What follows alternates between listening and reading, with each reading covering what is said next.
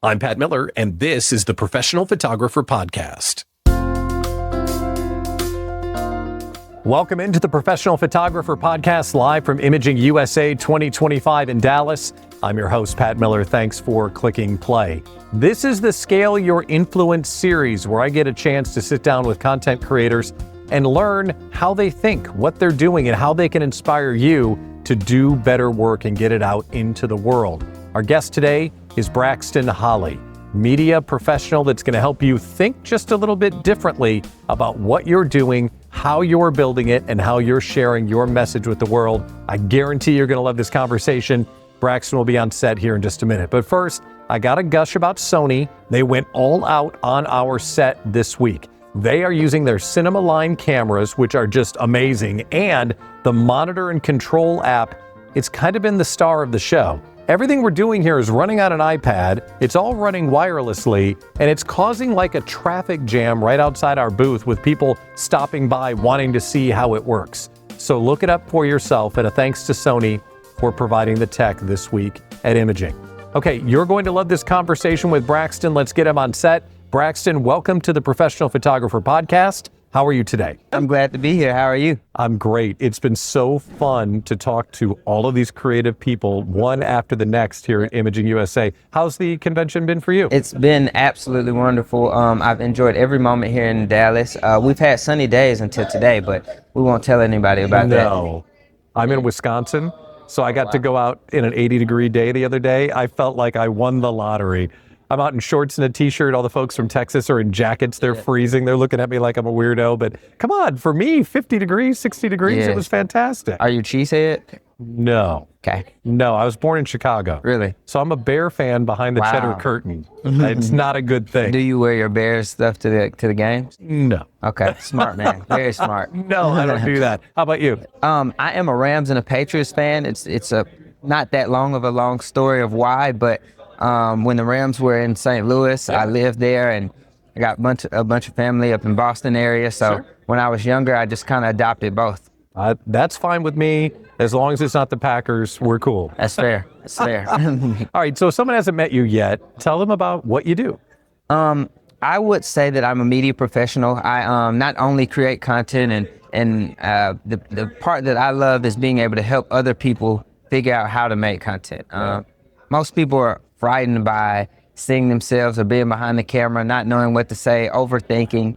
And I try to make it simple for them and just say, hey, start with this, do these little things, and just kind of gradually help them grow into being able to, be in front of camera and make content for themselves and their business. Yeah, I like that title, media professional, because it's not just knowing what to do, but it's taking the time to teach others to do it. What are some of the misconceptions that people bring to the game when they think, oh, well, this is what I should be doing? And you have to go, no, that's not what you should be doing. You should be doing this. A lot of people don't know that they need to make more video now than they do photos. Photos are just as equally as important, but the video aspect has grown so much in the last, really since, what's that, COVID?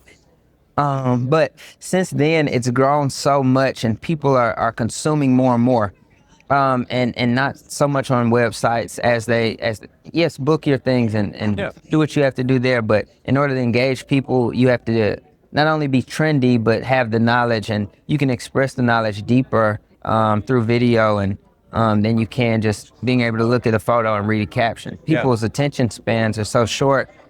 It's like, am I going to take the time to read this paragraph, or do I keep scrolling? Yeah. I heard someone say that every video is only a few seconds long, that if you don't get them in the first few seconds, there's no reason to even watch the rest. That hook is important. That first 3 to 5 seconds, if you don't have them then, they're gone. How do I think about that? Help me out. Help me better understand that first 5 seconds so I and others can do a better job of grabbing that attention straight away. So things that I kind of help people do is think about what they would watch. Look at the things that keep you and that catch your attention. Yeah. Don't replicate them, but make them in your own way, that show out for your business, or it shows out for yourself, or things that are controversial. People love drama.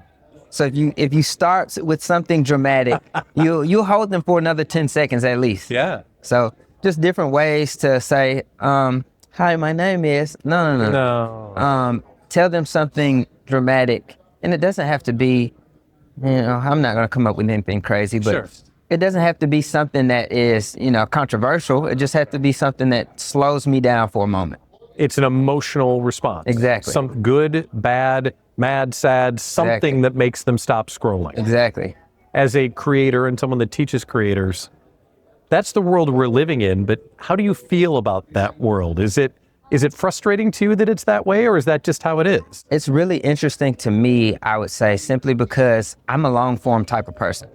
So I enjoy YouTube videos over TikToks. I enjoy movie series over, one movie hits. Yeah. So slowing myself down to put not only a story or a storyline in a smaller segment quicker, that's attention grabbing, also helps me grow.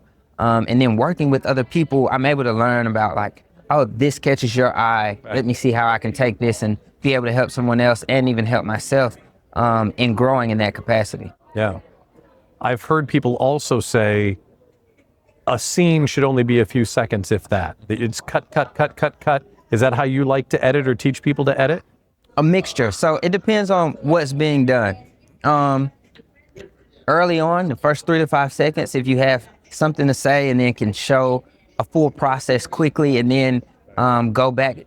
Think about it as a movie. If you watch the trailer, it's showing you all the great parts, the parts that you can't wait to go see. But the movie always starts off with a slow drone shot or in a car shot, just something that lasts for 10, 20 seconds. But you want to do it in reverse. Create the trailer as that hook and then go back and then feed them the necessary information to not only make them a customer, but a long-time viewer of your content. Yeah. This has been so great. See, I'm just asking all the questions that I want to know. I thank you. All right. I don't respect platforms enough. The uniqueness of one platform over another. The difference between TikTok and YouTube, the difference between Instagram and Facebook. Talk us through where you would coach someone to begin now if they're beginning at zero. Where would you have them go first? I think I would ask them or get an understanding of what they're creating their media for. And then I explain the different platforms like this. YouTube is your billboard movie.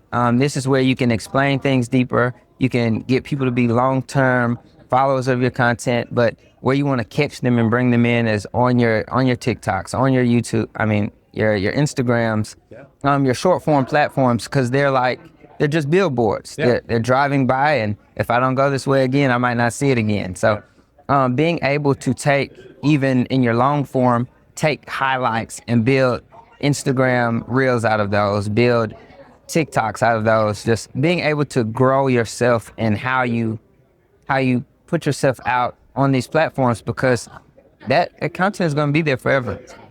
On some back network, even if you delete it, Someone's got it. It's still in a hard drive somewhere. Yeah. So just being cognitive of saying, hey, I'm this person. These are the things that are valuable to me, and just start, because if you don't start, you have nothing to learn from and build off of. It's really depressing, though, to know that my stuff is out there someplace. It was really bad. No, really bad. I remember the days when there was not Instagram or there was not TikTok and Snapchat. So it's fun for me to have grown up before and now, because I don't have to sit on social media all day. Yeah. I'm just glad social media wasn't around when I was in college. There's no video record of anything that could be compromising. Let's talk about curiosity. When you're not teaching, when you're not coaching your clients, when you're just getting better at what you do, what has your curiosity right now? What are you trying to get better at? I'm focusing a lot on improving how I perform on YouTube.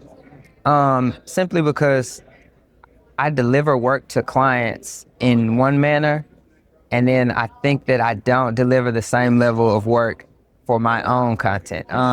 Maybe I'm tired, or I know what I would like to put into it, and sometimes the schedule doesn't allow me to have that extra free time to, take half a day to create a B-roll sequence or intro that I would prefer to make. But working on that has been a focus of mine for the last few months.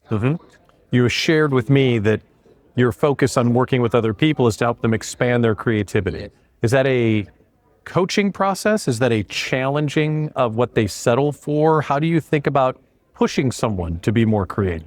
With the people I've worked with, just from brands to actual individuals, it's been somewhat coaching, and then just somewhat inspired.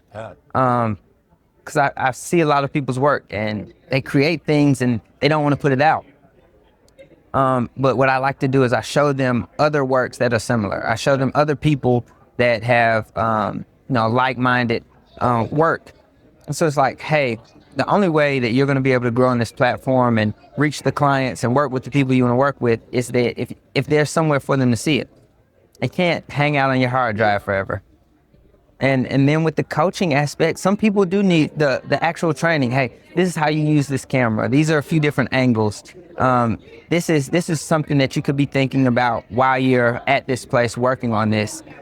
So it's like some people need the coaching, some people need the inspiration, and it's nice to be able to work with both because it teaches me a lot about myself and how I can understand to help more. Yeah. Are you a gear guy? I feel like I'm 50-50. I love the new stuff. I love the way that technology is growing so fast. But if you don't know what to do with it, it's just another paperweight. Yeah. So I think I've grown to be enjoying the craft and doing and teaching more so than the gear. Now I have great knowledge of the gear. I study it, I watch it, I read about it. But it's not as big of a focus as it once was for me. How about post-production, using the software and playing with all the tools that are there afterwards? So in photo and video, I play with a lot of different tools. No one really gets on me about really using Premiere, Final Cut, and DaVinci. Nobody really gets on me about Photoshop, Lightroom, Evoto, Aftershoot. There's a host of different programs to use now. It's fun because it can do two things based on how you use it. If you're using it correctly, it can speed up your workflow. If you're not using it correctly, people can look at your work and think that you're not doing your work because things can be over-processed in some of these software. So I'm enjoying using them because with the volume of work that I have and working with my team, it's like, all right, we got things that we got to get done. Clients need things. So if there are ways that we can speed up, then let's use them. Yeah. But quality control is important because if you use them, don't check the right thing. If you just think all the AI or all the technology has done it for you, you're still missing the joy of working in the craft. You knew that's where I was going. You brought up AI. You knew I was going there. That's where we all are right now. Love it, hate it, using it all the time, coming in, kicking and screaming. Where are you with AI? I understand the use case. I understand how it can be abused. I understand that it can go too far. And if you're using it appropriately, if you understand how to improve your processes with it, it's going to be a jewel for anybody using it. But I've seen some things that baffle me. And yeah. That's like what? What baffles you? Just sometimes people get a little overboard, and it's the experimental process. But I'm really particular about my work and visualizing work, and I don't want to consume things that taint my eye. So when I see them, I'm just like, why would you put that out? So yeah, I don't think many people that are coming up in the new age of this AI are going to have the same skill set that we learned manually manipulating an image to not make it look fake, but to give it a authentic feel. This is similar but different because I'm significantly older. I came through the digital revolution of audio editing, and I had to learn with a razor blade and tape and actual tape. And the process of doing that made me a better digital editor because I physically remember the different tracks, how everything laid out. Because when the tools came along, I was able to take what I knew analog, put it into digital, and then move that much faster. Yeah. Soon there will be people that are digital natives that are now bringing in AI. Then there will be AI natives who will, I mean, the evolution of how we think about media and how we manipulate it, it's crazy where it's going. It is. That I have my film camera with me, and it's just like, hey, I don't have to look at this right now. Yeah. Let me slow down. The purity in film. Yeah, I haven't cut my film. I don't have that many years on me, but I enjoy that process. I like to see things evolve, and I like to learn from those that got everything to where it is now. Like, Sure. without you doing that, there are things that we wouldn't know and be able to evolve from. So Yeah, for sure. I appreciate you. Well, thank you. Yeah. You know what? About time somebody does around here. No, I'm kidding, of course. All right, so let's end with being a media professional. Okay. Someone wants to get better at what they're doing. Last piece of wisdom or advice for someone that wants to do better content and get stuff out there, but maybe they're holding themselves back, they're stuck on the couch, they don't feel motivated. What would you tell them as a media pro to nudge them? I would naturally want to tell you to just start, but that doesn't motivate you. That doesn't get you up in the morning. Sure. Get outside of the box, like as far out as you can, and start doing something that you don't want or enjoy doing, and just complete it. Okay. Because that body of work has the ability to increase your vigor to say, oh, I can do this. Now I can, even if you don't put that out, look at it for yourself, use something as a benchmark. Yeah. And say, okay, so this is a wild creation I made just in this one day. Yeah. Let me see where I can take this and move forward. All right, let me just use my phone today in different orientations. Yeah. Let me use different focal lengths. Let me try some different apps for different looks. So just start doing things that you naturally wouldn't, Yeah. to increase your creative eye. Because if you start using different tools, you get excited. It's like, oh, I've never done this before, or this is something new.